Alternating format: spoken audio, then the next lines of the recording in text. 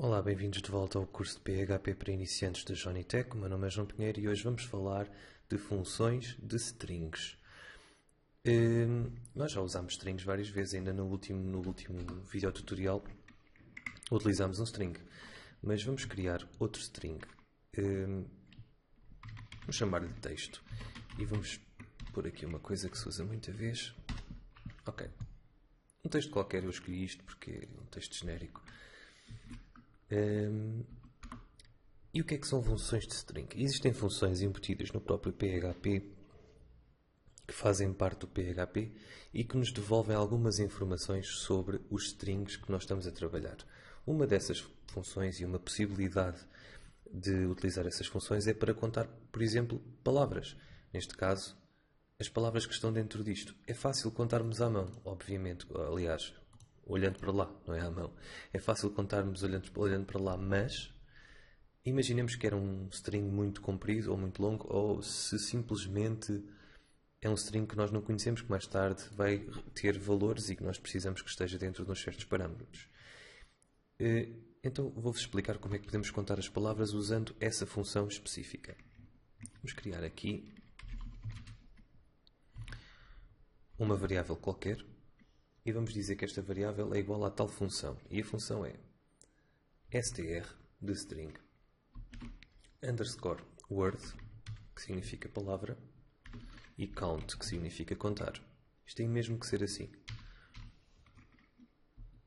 Como todas as funções, string word count também leva argumentos. E o primeiro argumento de que vamos falar e que vamos experimentar é este. Ou seja, o string a que se refere, o primeiro argumento que esta função recebe. Para sabermos se isto funciona, vamos fazer um echo, como sempre, de conta. Então vamos ver o resultado. 5. Ou seja, 1, 2, 3, 4, 5. Contou as palavras e devolveu o 5. Mas existem mais argumentos que podemos usar para tornar isto ainda mais útil. Por exemplo, um dos argumentos mais conhecidos, no segundo argumento, é a transformação deste string. Aliás, ele não transforma o string, analisa-o e esta função cria um array com todos os dados dentro do string. Basicamente divide cada palavra independente, dá-lhe um index ou uma posição dentro do próprio array, do próprio conjunto, e declara isto como um conjunto, ou seja, isto passa a ser um conjunto de palavras, que no fundo é, e vai dar um índice a cada uma delas, posição dentro do próprio array. Mas melhor do que isto é mostrar-vos como funciona.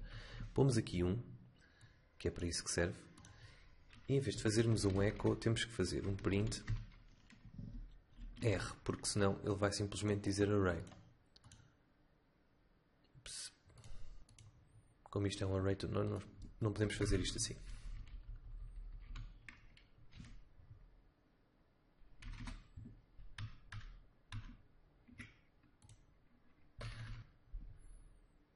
Ok, o printr funciona assim. Então, se nós fizermos um refresh, podemos ver array 0, que é a posição do index. Lembrem-se que os arrays ou os conjuntos de dados na programação não começam por 1, começam por 0. A posição 0, posição 1, posição 2.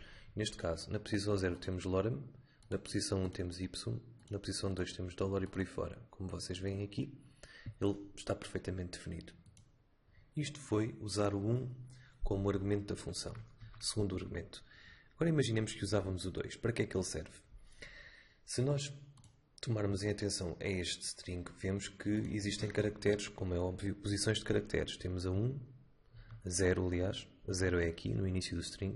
1, 2, 3, 4, 5, 6, 7, 8, 9, 10, 11, 12. E se nós usarmos o 2 como segundo argumento desta função de word count, ele vai dar-nos exatamente em que caractere é que começa cada palavra.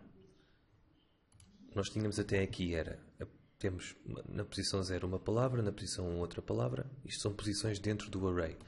Neste momento temos, na posição 0 começa, no caractere 0 começa lorem, no caractere 6 começa y, no caractere 12 começa $. O terceiro argumento desta função serve para nós especificarmos que tipos de caracteres especiais queremos que ele considere como palavras.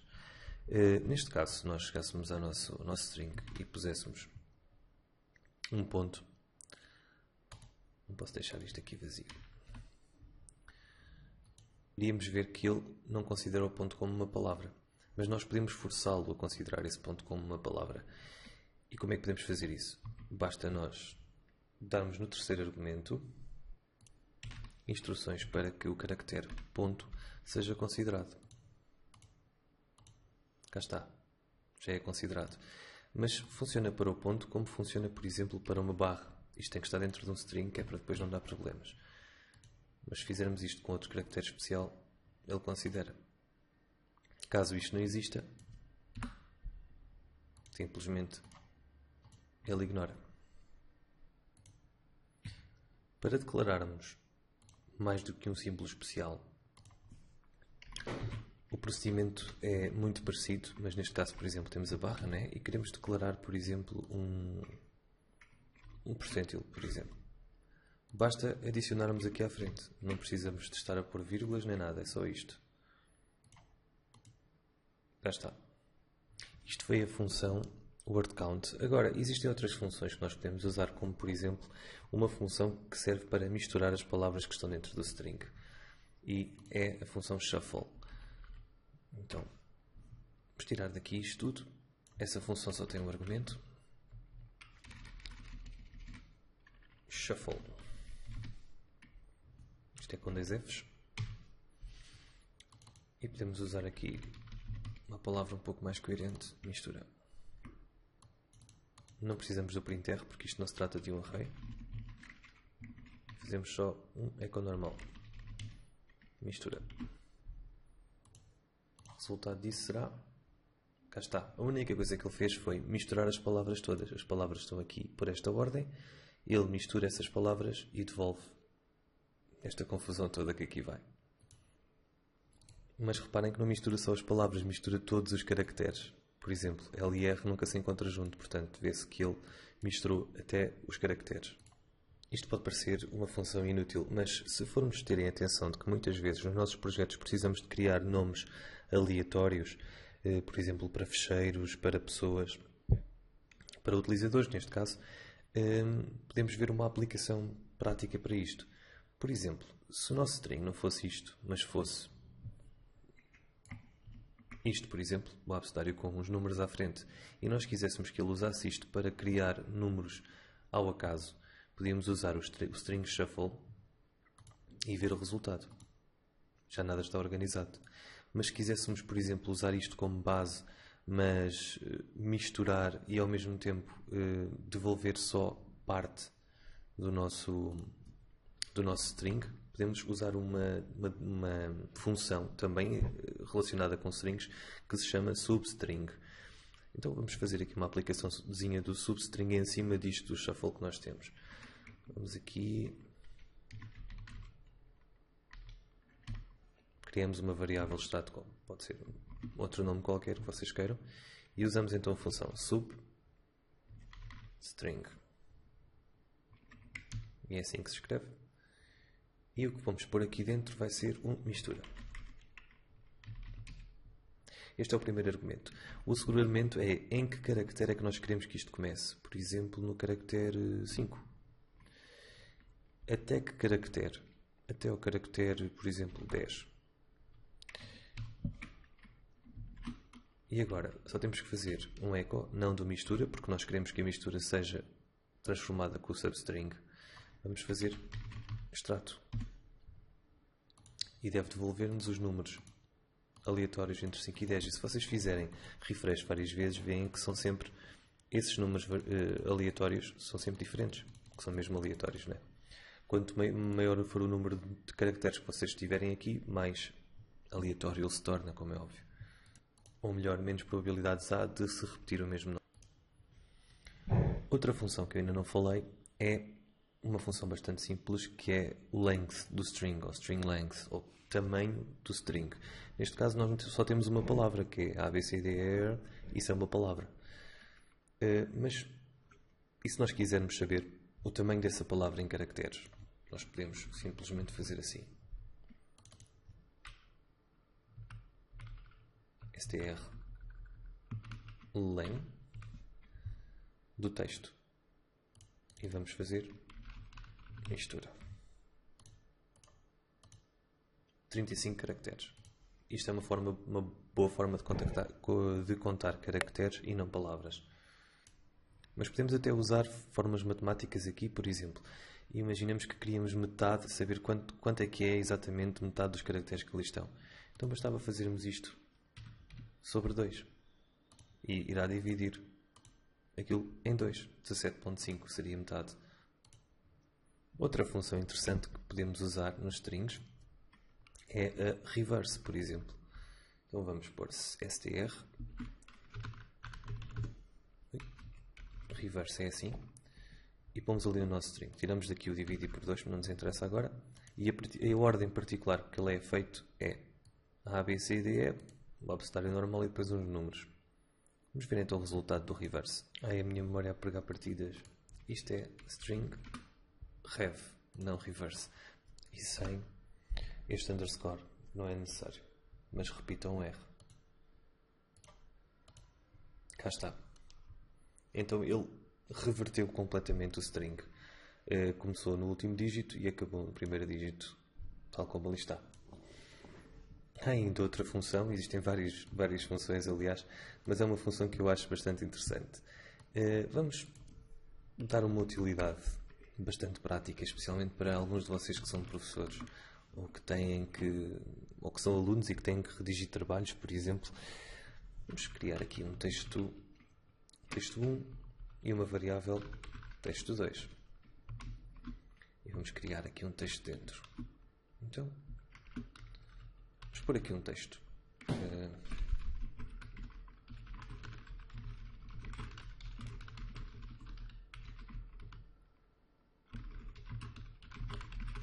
Texto qualquer. E aqui no texto 2 vamos tentar criar um texto parecido com aquele, mas com as coisas ligeiramente alteradas.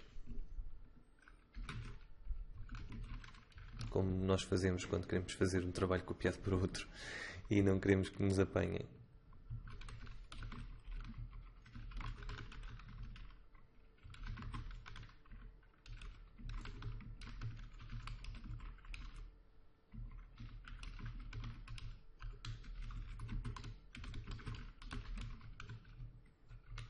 Ups.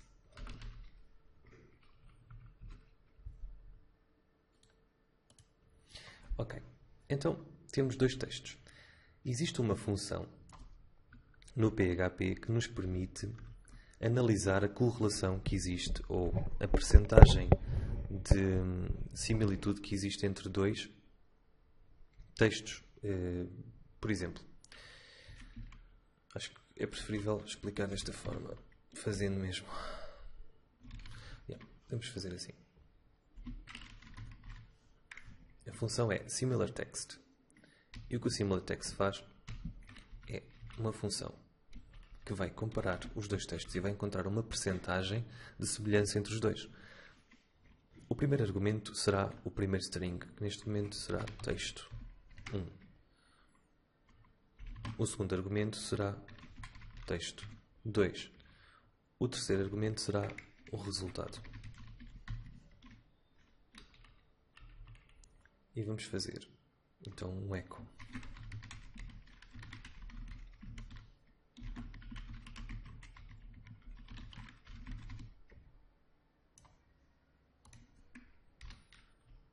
Vamos fazer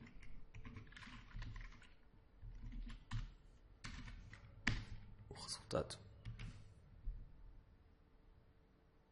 Vamos então ver o que é que aconteceu. Temos que corrigir primeiro aqui. E cá está.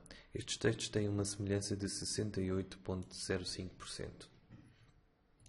Se o texto fosse mesmo completamente diferente,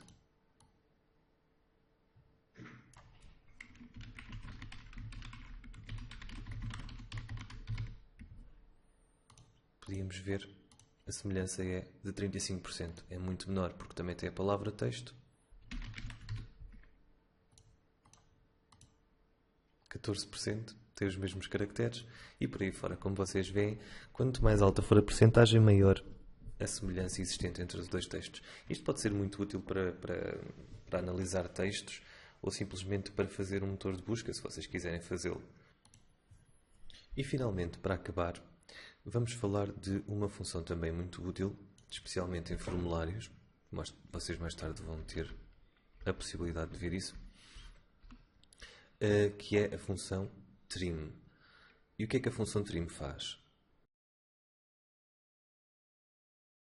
Vamos, por exemplo, aqui criar uma variável e vamos dizer trim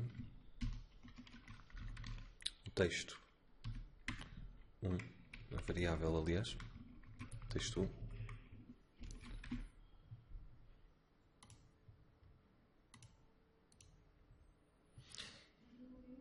E vamos pôr aqui uns quantos espaços.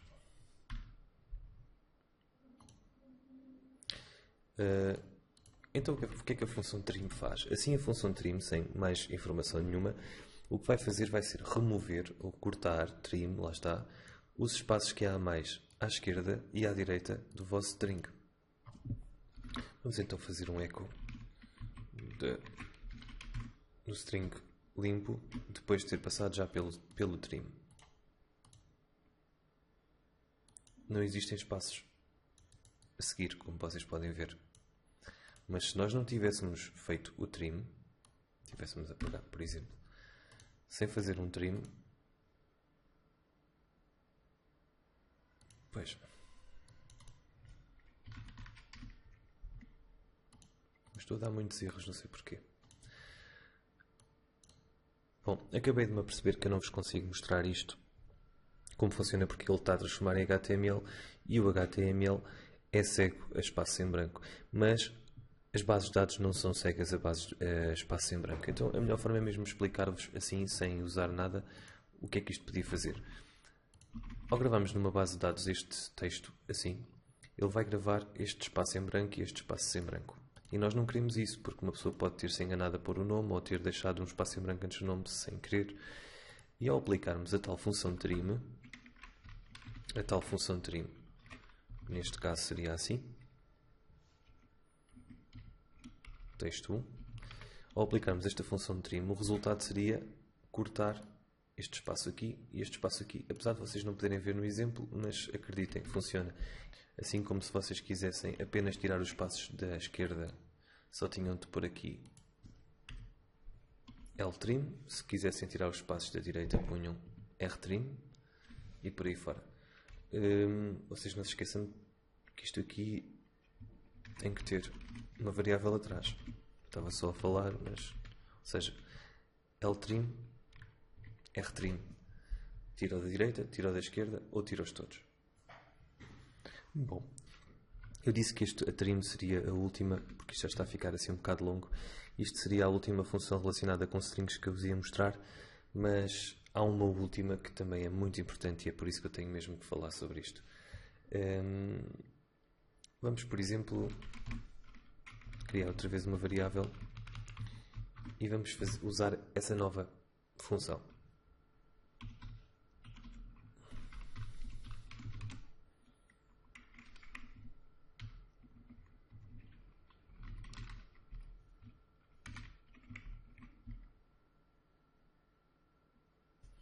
Ok, então para que é que serve esta nova função? Esta HTML entities do texto 1. Se nós fizermos um echo ao texto 1,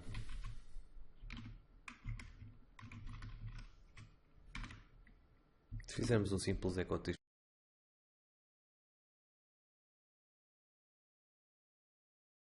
1, cá está. Isto é um texto verídico original, blá, blá. Ok, não há nada de anormal aqui. E para que é que nos serve o HTML entities? Serve para, se nós tivermos um elemento HTML aqui dentro, como por exemplo uma imagem, eu não vou explicar o que é que isto é porque vocês já deveriam saber, se não sabem têm que ir ver o tutorial de HTML. E o source podia ser, por exemplo,